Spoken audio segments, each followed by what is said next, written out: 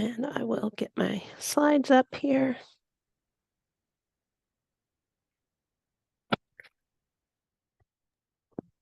Excuse me. Okay. And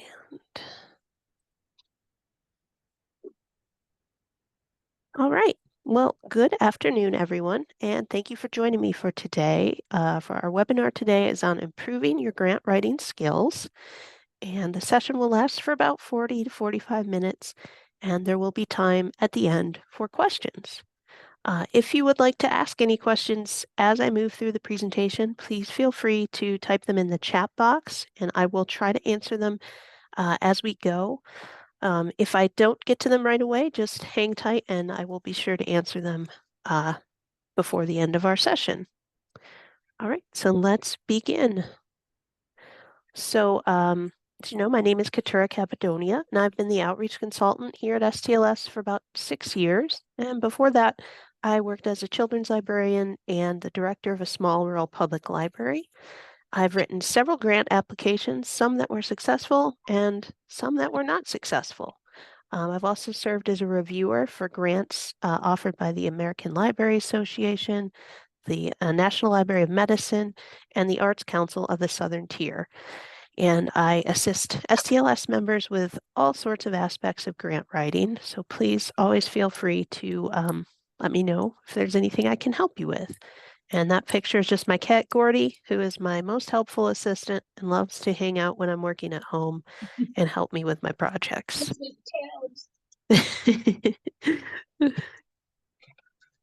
Okay, so today the topics we're going to cover include a quick overview of grants and the grant application process, and then 12 tips for improving grant applications, and then just followed by a wrap up and questions. So if there are any aspects of grant writing that I don't get to touch on today that you would like to learn more about, please feel free to email me anytime or drop a note in the chat, let me know, and then I can plan future workshops or individual consultations for you. So what is a grant and how can it help my library? A grant is financial support given to nonprofits by corporations, foundations, organizations, or government agencies. Grant funds do not need to be repaid. Grants require a complete cycle of work, including pre-grant work, such as the application writing and planning, implementation of the grant, and reporting and evaluation of grant-funded projects. So there is a lot more to doing grant work than just submitting an application. But today, however, we're mostly going to focus on writing the application. But I always do want to caution library personnel to be aware that if you don't, you should not apply for grants unless you have the capacity and support to work through all the parts of the grant application and award cycle. So how do grants work? Well, a grant is one part of a well-balanced basket of revenue streams for an organization. Grants provide funding for projects that increase awareness of organizations. Grants work with tax revenue, gifts and bequests, fundraising, and investments to help fund nonprofit organizations. A grant can help bring publicity to your library, and it is often a source of community pride. It can also demonstrate to your community the good work your library is doing to show that funders are awarding you money for projects. Remember, a grant is not fast and easy money. It involves a lot of work during the planning, implementation, and reporting process. So now, now that we're getting started, we want to think about what are grants about. Grants aren't about money. They're not about your individual library or organization. They're about people, the people in your community, the people who use your library, and the staff, volunteers, and trustees of your library. Grants are about locating a need that exists in your community for programs and services and filling that need. So how do we learn what people want and need? We can look at focus group data. We can look at strategic planning survey feedback. We can conduct community needs assessments, and we can have conversations with other organizational leaders and look at statistics about your community. And those are all aspects I can help you with if you're looking for information or want to get started doing that in your community, your library, let me know.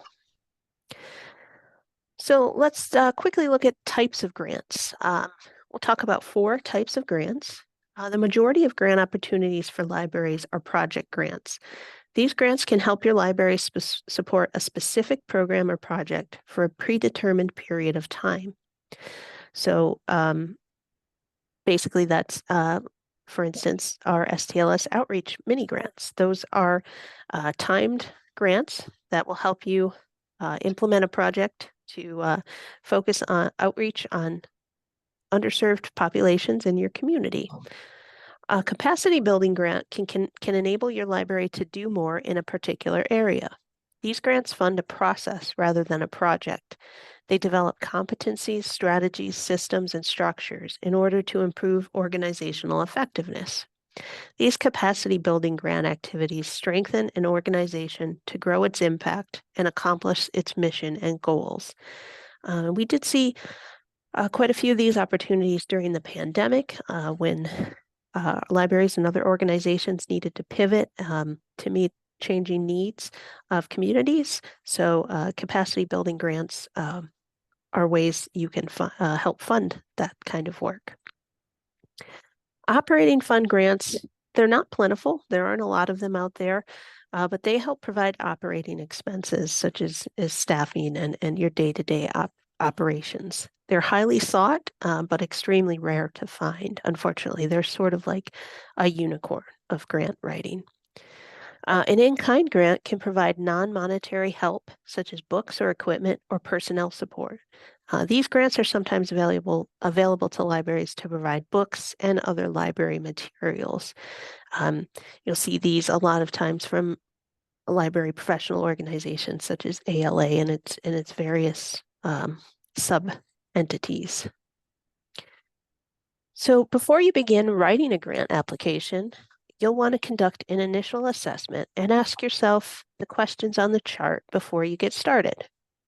So schedule. Does the timeline work for us? And that includes the timeline for the application itself, such as when it's due, and also the timeline of the grant project. So maybe you'll have 8 months to complete the work of the grant project, but it intersects with another big program you have going on, or it intersects with some construction work. So maybe that timeline doesn't work for you, and this isn't the right time and opportunity. Mission. Does this grant fit with our library's mission? You'll want to take a look at the funder and their project and make sure it aligns with your mission. Your budget. Take a look in it and see if the funds are going to be reimbursable or upfront funds. So a reimbursable expense would mean you would have to pay out of pocket for any of the items associated with your grant and then supply receipts to receive reimbursed funding at the end of the project. Upfront funding would mean that the funder will give you the money at the beginning of the project and then you spend it on what you've outlined in your application. So for some organizations, reimbursable projects might not work because you just might not have liquid assets to spend on big ticket items right up front. And then you'll also want to look at allowable expenses. What does this grant project allow you to purchase? And is that what you need to complete the project or the program? You'll also want to take a look at risk or the perceived competition for funds. So as you look at larger grants or grants offered on a state or national level, they're going to be more competitive. More libraries will be applying for them. So the chances you receive them might go down. And that means you'll want to really put the time and effort into making a strong application and making sure you have the capacity to do that. Eligibility. Does your library meet the eligibility requirements for each grant program? Is it the right size? Are you in the right geographic area? Are you in an urban or rural setting? It's often a question. Just make sure you meet the eligibility requirements. Sustainability. So what will you do when the grant funding period ends? Perhaps you're going to start a program that proves to be really popular and you get a lot of people interested. And when the funding ends, how do you continue that program with funds from other revenue streams or alternative sources of income to keep that program or project going?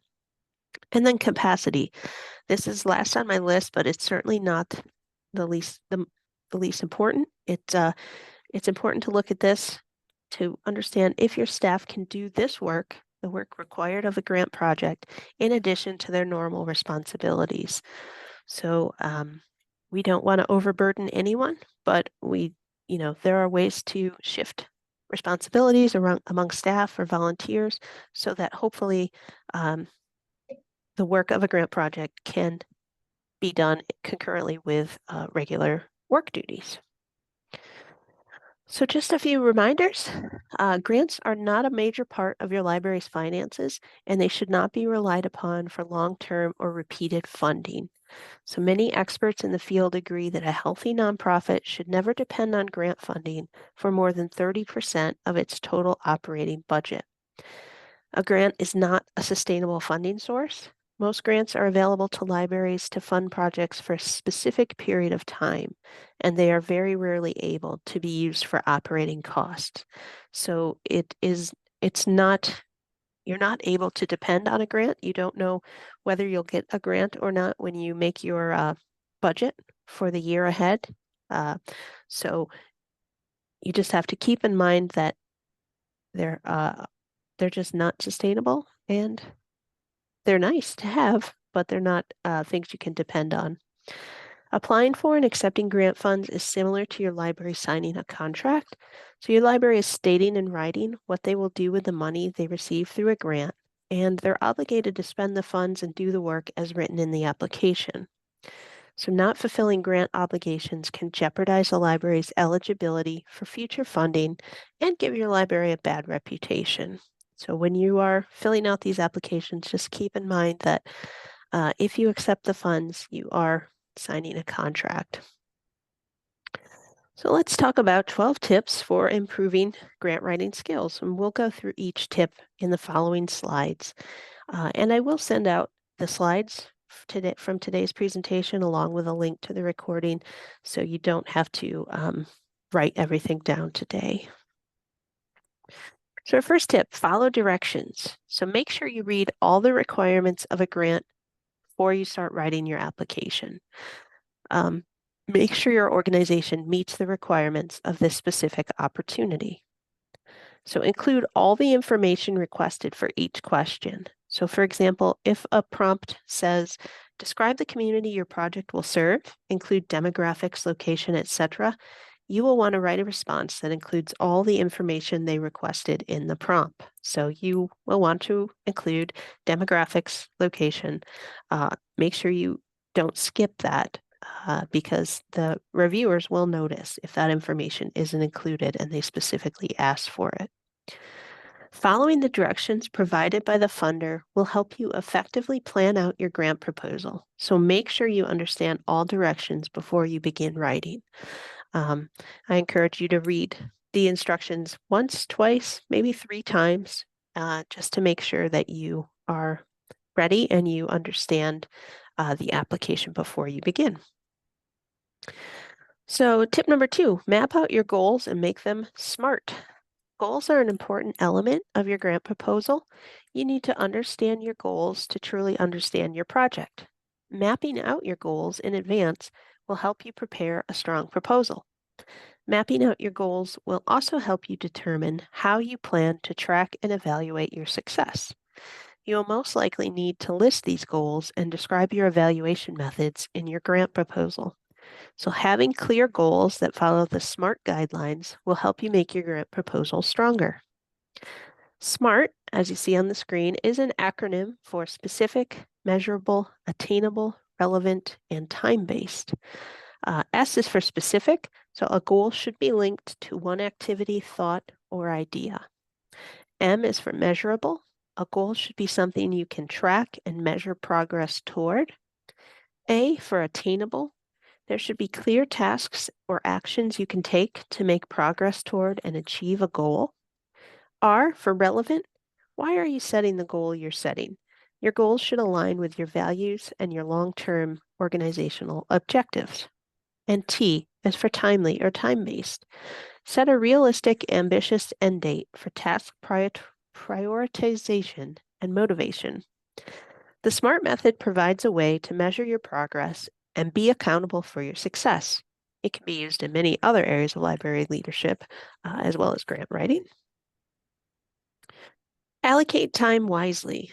Writing a grant proposal takes time, especially if you want to write a strong proposal that has good odds of getting funded. Whoops, sorry. Properly allocating time is an important grant writing tip, as you may not truly understand how much work goes into a successful grant proposal until you begin working on it. One way that you can use your time wisely is by gathering required paperwork ahead of time and creating a document library. Getting organized in advance by assembling a document library is helpful because you can use that library of documents again and again when anyone in your organization is applying for grants.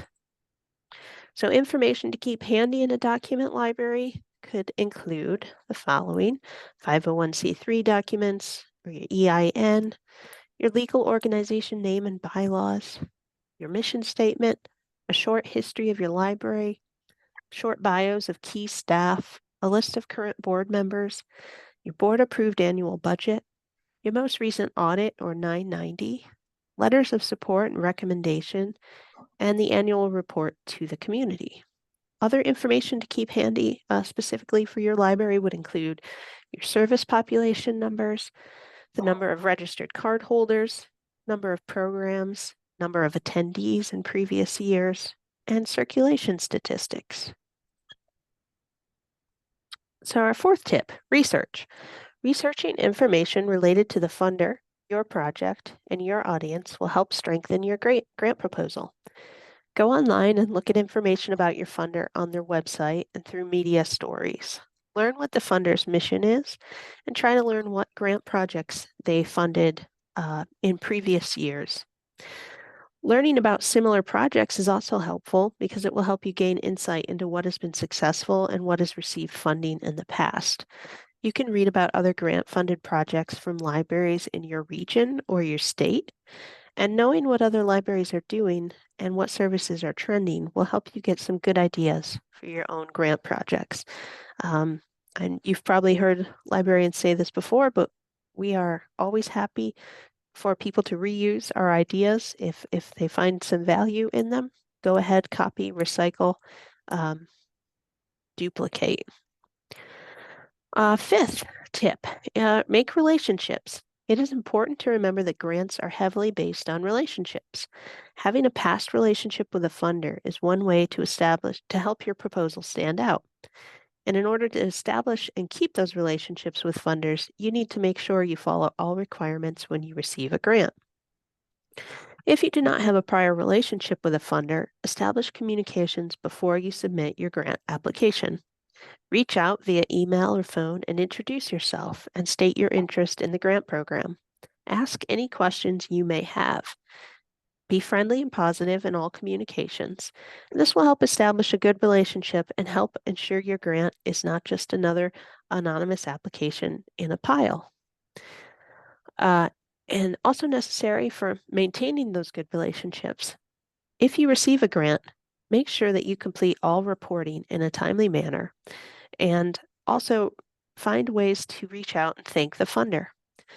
If funds helped make a program or event possible, go ahead and invite the funder to come observe the work that they are funding. Publicity is a great and simple way to acknowledge the funder and strengthen relationships. Press releases and social media posts will help demonstrate the work you're doing, and it'll give public acknowledgement to the funder for helping provide the funds necessary for your project. And on the screen, I have included a quote from Brian Hildreth. Creating relationships with funders are also key. Getting to know these people, even if it is not grant related, is so important. They will take care of you when you need their help, and you can help them when you need something from their organization. So maybe at this point in time, we want something from the funder, we want money, but in the future, the funder may want something from us. And if we have established relationships will be able to help them. Oh, I see a question in the chat. Eric, Katura, when we're applying for grants from larger grantors, do you have suggestions on how to reach out? Often when I've reviewed their sites, they seem to discourage this step. Yeah, that's a great question, Eric. It can also be difficult to find information on who exactly to reach out to, right? They might not tell you the name of the person.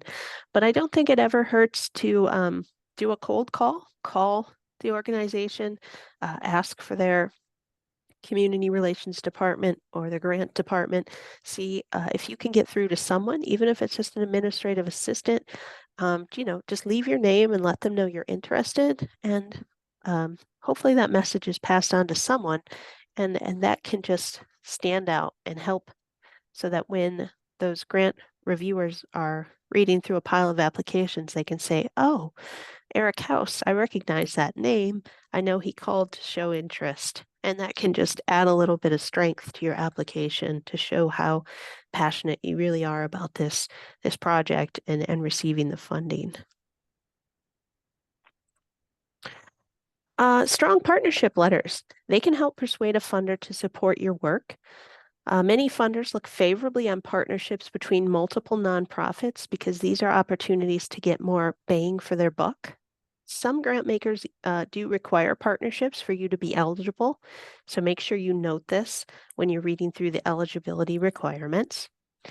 You can help your proposal stand out excuse me, by ensuring you secure good partnerships and provide strong partnership letters or letters of support.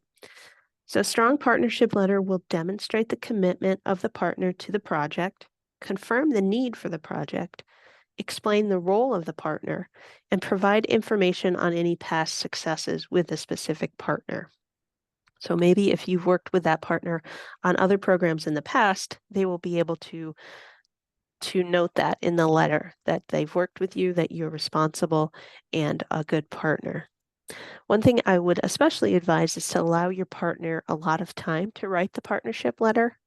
Try not to wait until shortly before a grant application is due to ask someone to write you a letter, just because those folks are really busy with a lot of different things as well. So just giving them a little extra time to get a letter written is a courtesy and will be more helpful than trying to ask them at the last minute.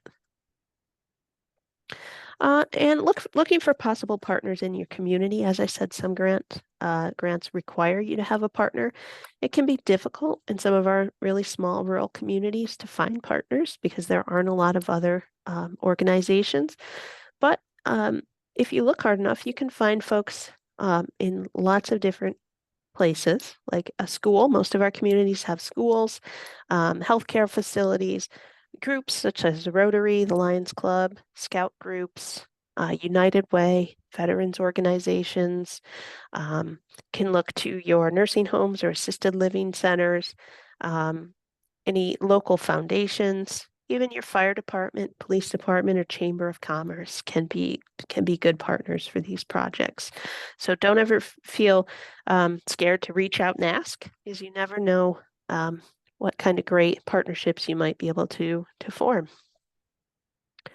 Our seventh tip: demonstrate qualifications. So when we think about writing a grant, we want to remember that we are trying to write a persuasive application. So we want to write persuasively. And if you can remember back to high school English about different writing styles, a persuasive technique is going to try to convince the funder who is reading this application why your organization is best qualified to carry out this proposed project.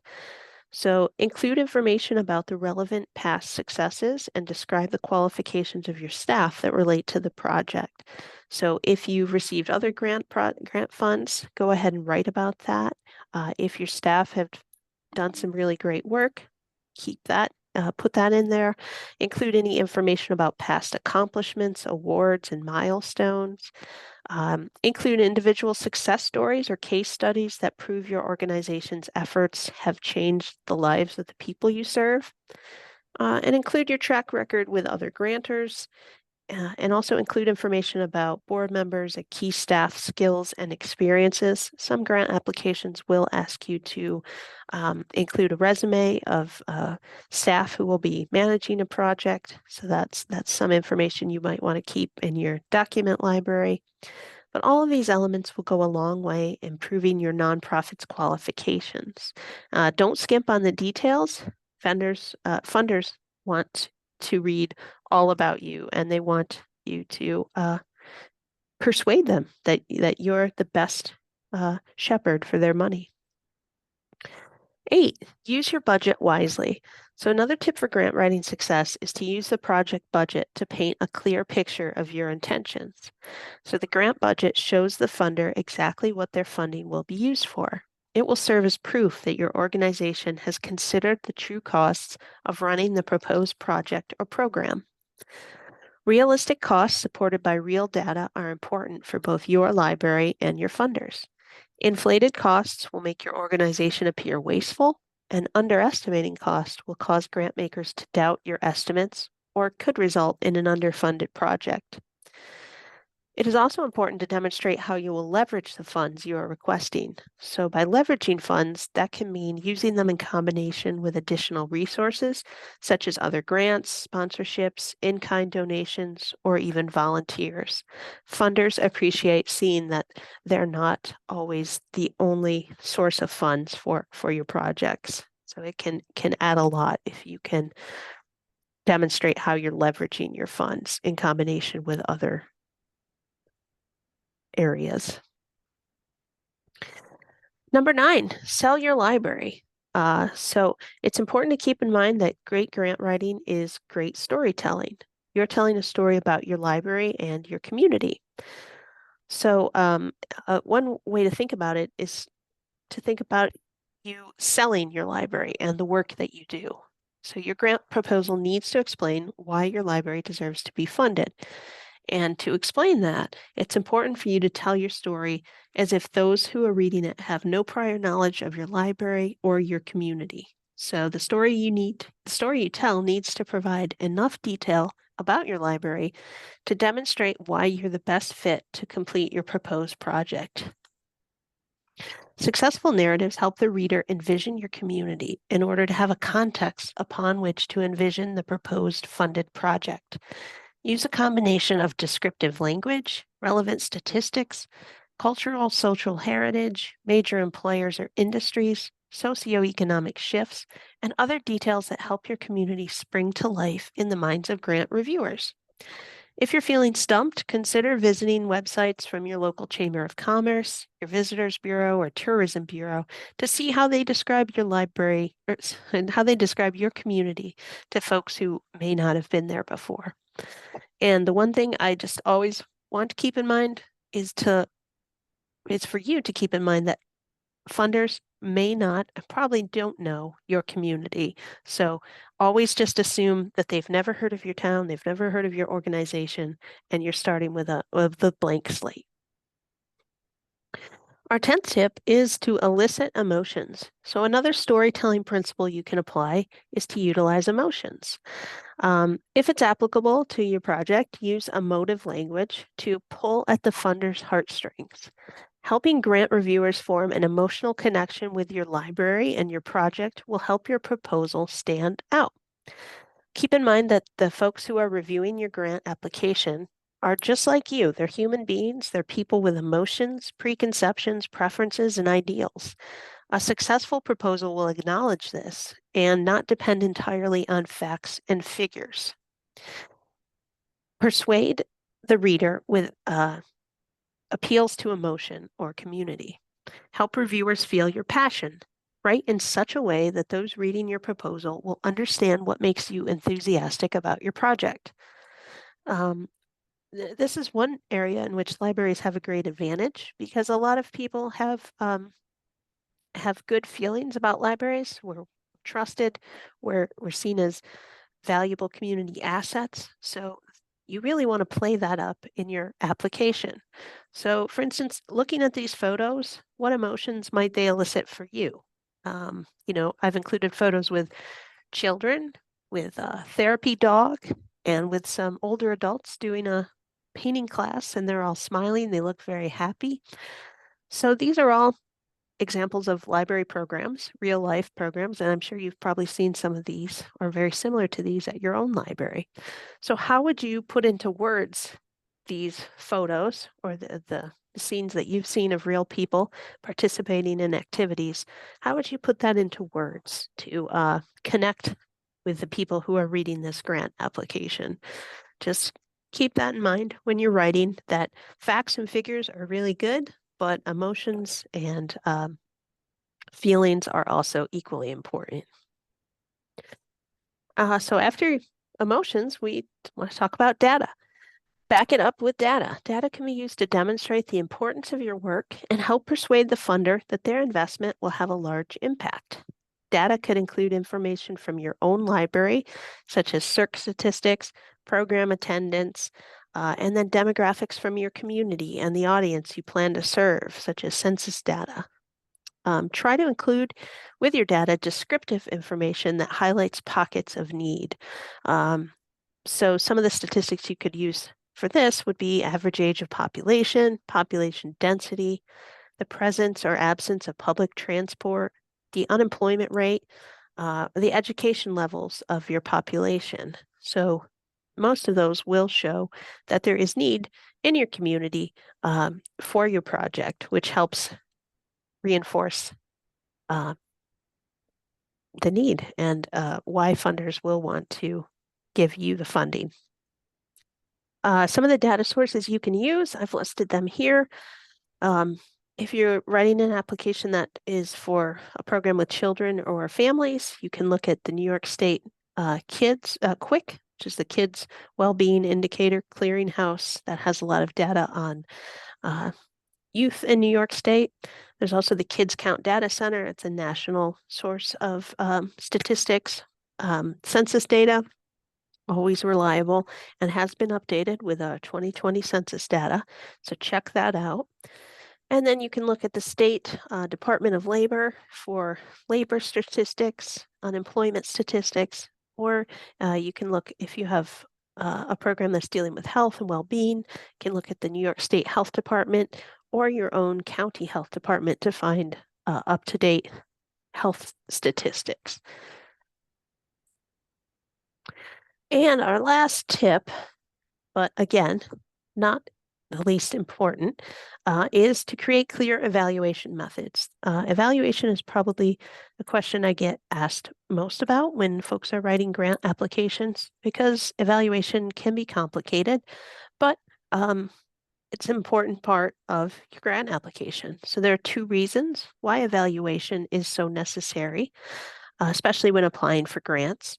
First, and perhaps the most important reason, is that evaluation helps your program. It gives your organization critical feedback that tells you if a program worked, how well it worked, and how you could improve it. Secondly, funders often require evaluation. Almost always, they'll want to see your methods of evaluation. Every funder wants to know if the project that they provided money for worked or not. So an effective grant evaluation plan will lay out the goals and objectives of the project, along with the steps that will be taken to track project results. So let's talk about evaluation methods. We've got quantitative or qualitative. Quantitative methods measure or count data. They attempt to answer the question, how much, using statistical analysis such as averages, means, percentiles, etc. You'll want to use quantitative methods for issues that involve understanding quantities or frequency, such as circulation statistics or program counts, determining cause and effect, comparing different things, and establishing numerical baselines. The other form of data, qualitative methods. They can use direct or indirect contact with people. They can consist of interviews, observation, or review of relevant documents.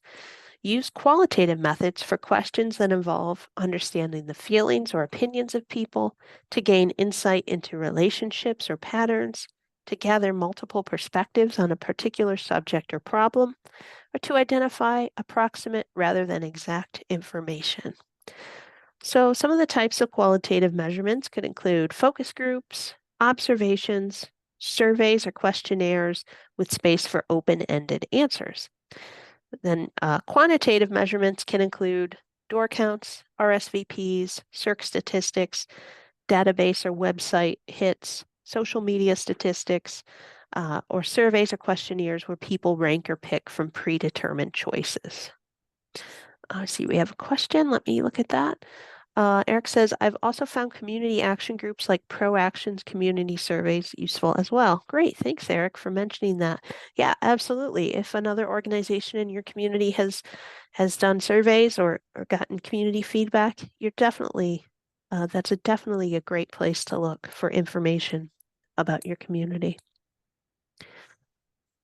All right. And again, grants are about people. I like to add this again. I know we already said it, but let's review. Grants are not about money.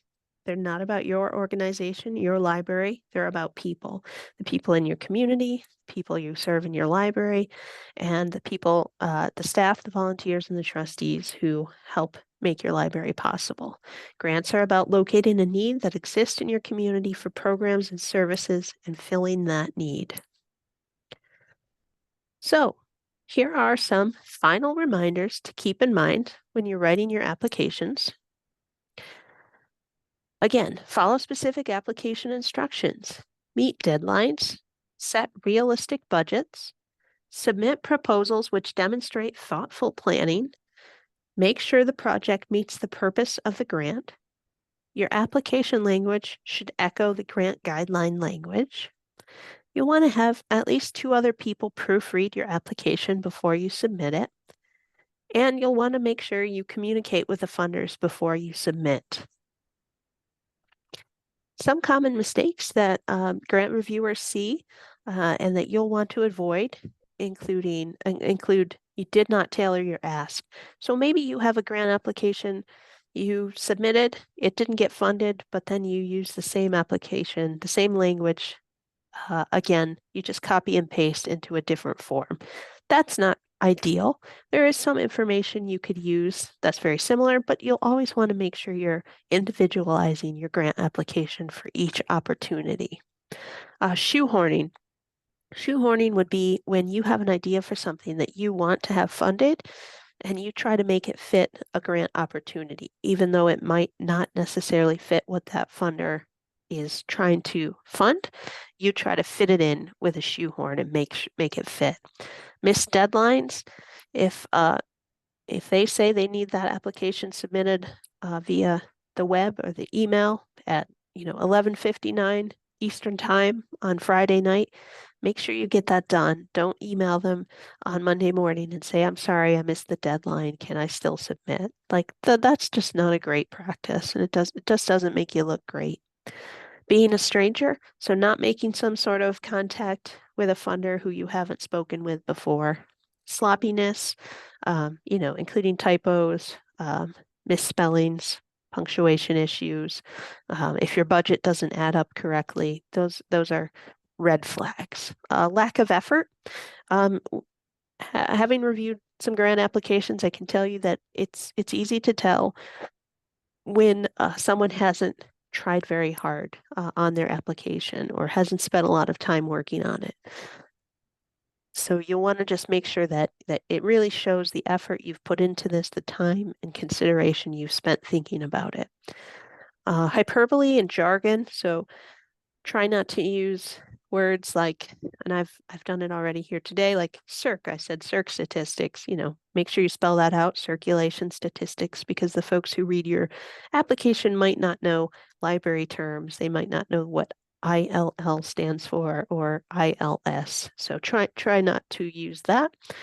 And then budget errors. I did mention that before, but always make sure that the financials add up. Another comment. Eric, yeah, budget errors. Oof, trying to make sure that the totals have stayed the same between drafts. That's a great point. Always, before you submit, make sure that the numbers add up on the final form that you're submitting. And then some resources. As I said, I will email these slides out to you so you can click on any of these links. I do maintain a grant writing and funding opportunities LibGuide for STLS where I try to update it. I do update it regularly with open grant opportunities that I see, and it also lists some organizations you can look for grant information. And then this is great timing because SCLS, the COSAC, Coordinated Outreach Services Advisory Committee, will be opening their application period for the Outreach Mini Grant and DEI Micro Grants later this month on May 31st. So watch your email for application details and consider writing an application. These are both great opportunities for libraries who may not have written grant applications previously.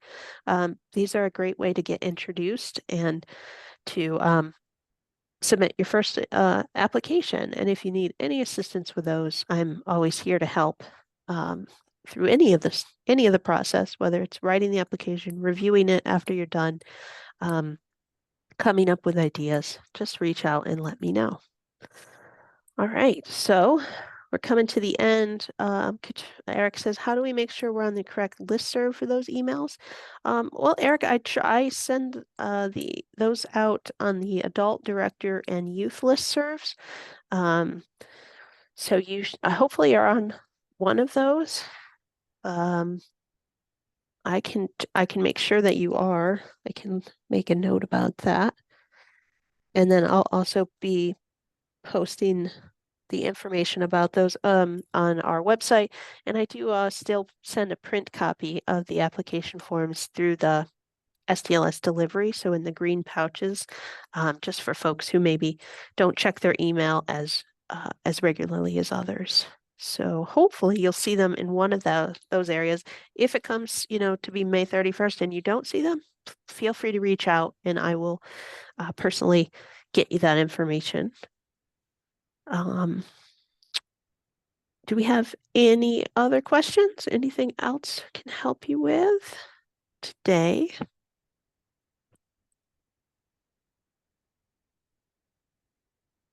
No, you're a pretty quiet group. So does anyone feel inspired to go out and write a grant application? Maybe today? Hopefully. All right. Not today, but yes, fair enough, Eric, fair enough. All right, well then I will let y'all go if there's no questions. And as I said, feel free to reach out to me via email or phone anytime. I'll be happy to help you. And thanks for coming today. Have a great day.